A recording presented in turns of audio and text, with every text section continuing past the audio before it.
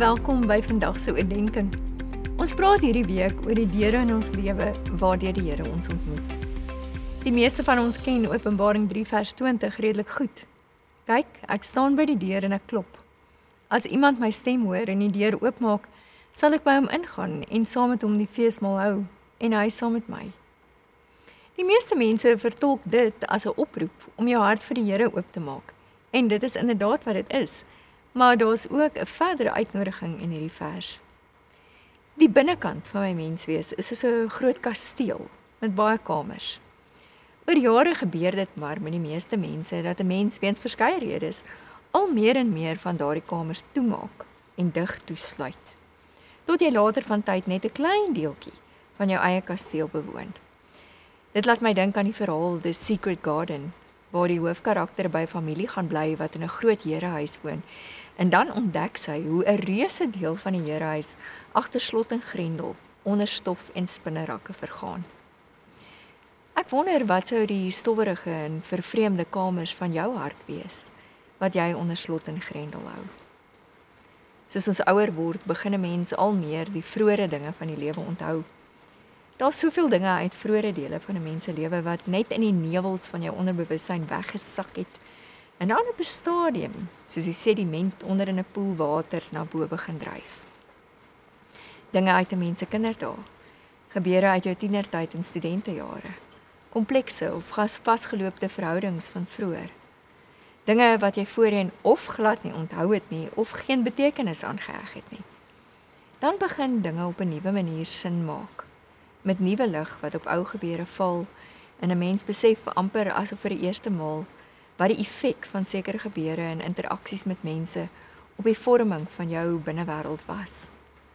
Waarom sou die dinge van die verlede belangrik wees op my dieper pad met die Here? Of 'n mens nou daarvan hou of nie, die issues waarmee jy wetend en onwetend rondloop, kom van iewers af. Wanneer God met my besig is met 'n proses van innerlike transformasie, werk hy nie net met dit wat oop en bloot is nie, maar beslis ook met dit wat agter slot en grendel weggesteek is. God antwoord graag as ek hom vra om my te help om vry te wees, maar hy gebruik die proses van my emosies, my siege, my bewussyn en onderbewussyn en al die baie kamers wat oor jare in die kasteel van my binnewêreld geakkumuleer het, as die instrumente waarmee hy my gebed antwoord. So hy wil jou help.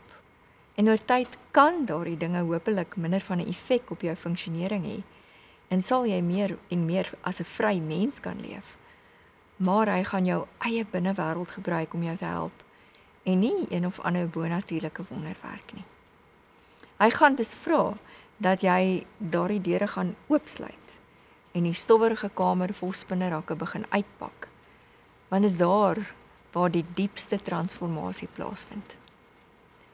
Die meeste van ons is maar benoud oor hierdie proses, want ons weet nie wat ons daar sal vind nie. Tog is ek regtig oortuig dat ons nie nodig het om bang te wees nie, want God het 'n ongelooflike deernisvolle manier om met ons te werk. Wat sou die ergste wees wat kon gebeur, as ek wel daardie donker, stowwerige en selfs morsige plekke vir hom oopmaak? Waarskynlik erge emosionele ongemak of pyn, of verskeie intens moeilike en konfronterende gesprekke, of hoogs waarskynlik 'n vorm van terapie of berading, of ten minste diepliggende introspeksie. As God in liefde werk, beteken dit hoegenaamd nie dat dit nie ook 'n konfronterende proses gaan wees nie. 'n Liefdevolle, lewegewende proses behels meermale pyn en altyd die waarheid.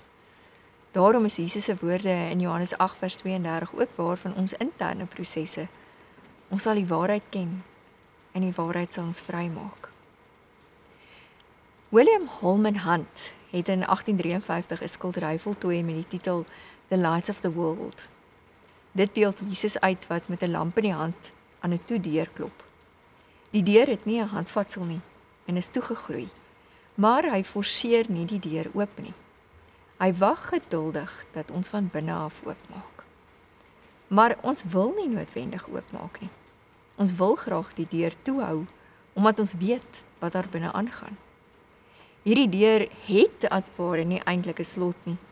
Die deur word van binne af diggehou deur die grendel van vrees en skuld. Die dilemma hiermee is dat 'n mens jouself dan nie net op 'n diep vlak toesluit van God nie, maar ook van die lewe en van ander mense. En ironies genoeg, hou ons selfs nadat ons die deur van die kasteel oopgemaak het, nog steeds sommige deure dig toe, vir God, maar ook vir onsself. Ons kom selfs nooit in sekere van daardie kamers nie en probeer hulle vergeet. So die vraag is, maak ek dalk net die voordeur oop?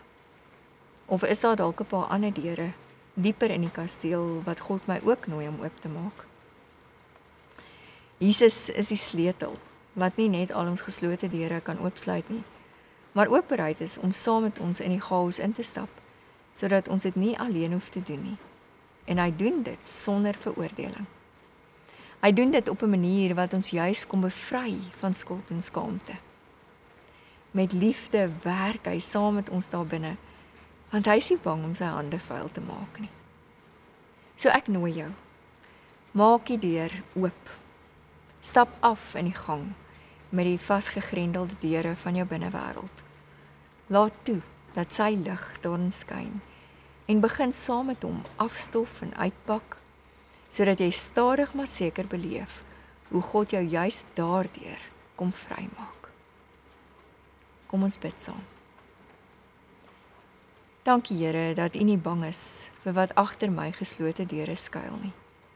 Gee my die moed om saam met U die deur oop te maak, sodat U my kan help om vry te word. Amen.